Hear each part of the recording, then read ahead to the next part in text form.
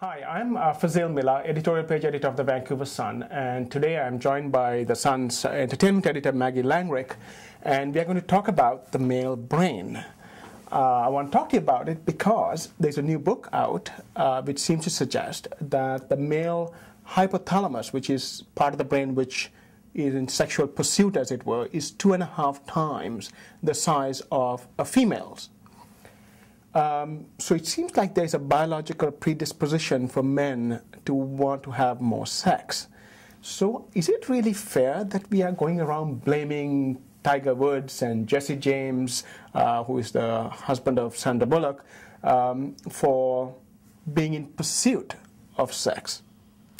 Well, I think you're asking me whether biology is destiny, and as a woman and a feminist, I can't really get behind that argument. I mean, that has been used to justify the oppression of females for hundreds of years. So I don't think that's the case. I think we have a thing called free will and choice and you mean that's what distinguishes us from the animal kingdom?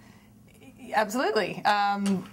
I can't personally speak for the dolphins. I don't know how much free will they have. They might have some too. But certainly, it's a defining characteristic of our evolution. So I don't think it's fair to say that. I don't doubt, first of all, that the findings in this study are correct. I mean, they're scientifically proven, and frankly, it doesn't take a scientist to know that there are differences between men and women in the bedroom, and differences in general between some of their sexual behaviors and sexual tendencies. But I get the sense from reading her book, Dr. Brizendine, who has written the book, The Male Brain.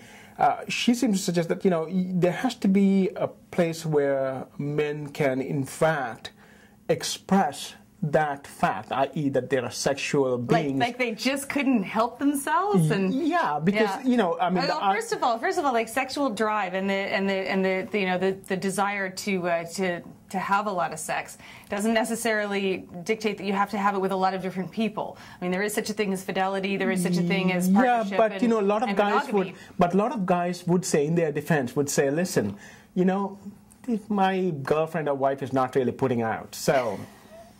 Well, this is one of the things which is, it's one of the arguments that's used to kind of prop up or rationalize Jesse James's behavior. There's now today there was a fourth woman coming out and saying that she had an affair with him. Apparently, this affair continued right up until after the scandal broke. It was a 3-year affair. She says she has hundreds of texts. She's a mystery woman, and she went right out and contracted the services. Well, that's because Sandra Bullock has been away from and so people rationalize this on the idea that, well, she's just too busy for her husband, and she's out there, and I think there's some truth to the notion that a couple who spends a lot of time apart, and you see this a lot in Hollywood marriages, they're going to lose some of their emotional connectedness because they're spending time separately. Right. I think personally, a man's biological drive to find satisfaction. There are many ways to seek and find that don't include having hundreds of mistresses, or even necessarily a partner present. Yeah, but look, I mean, the history is replete with examples, right? Yeah. It seems like we have been fighting. I mean, in some sense, society has been fighting vis-a-vis, I mean, socializing, or in terms of our moral codes through different religious faiths, that we have been.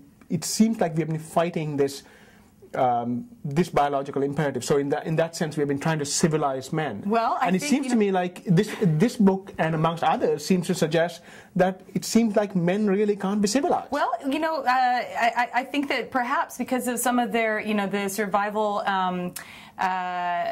Some of the things which are built into us biologically, it may be that certain aspects of behavior have to, be worked at harder to curb. But I don't think that you can say that because the biological tendency is there that it makes it okay. Look at the fact that people have killed each other throughout human history as well, and still right. People do every day. There are violent murders and attacks in the world.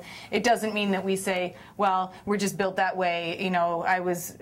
in a fit of rage because I was flooded with testosterone, and I just and so I attacked that guy, and that makes it okay. Okay, but since you seem to be arguing, oh look, I mean, men can manage to keep it down, largely because we have nobody's asking that. socializing behaviors.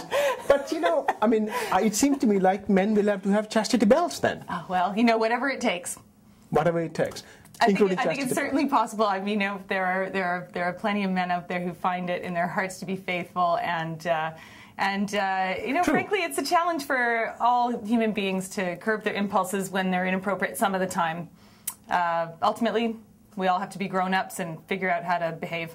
I agree with you, though, that really what separates us from the animal kingdom is the fact that there are we have certain values, we have free-thinking people, we can make judgment calls, and that's what differentiates us in terms of a civilized race.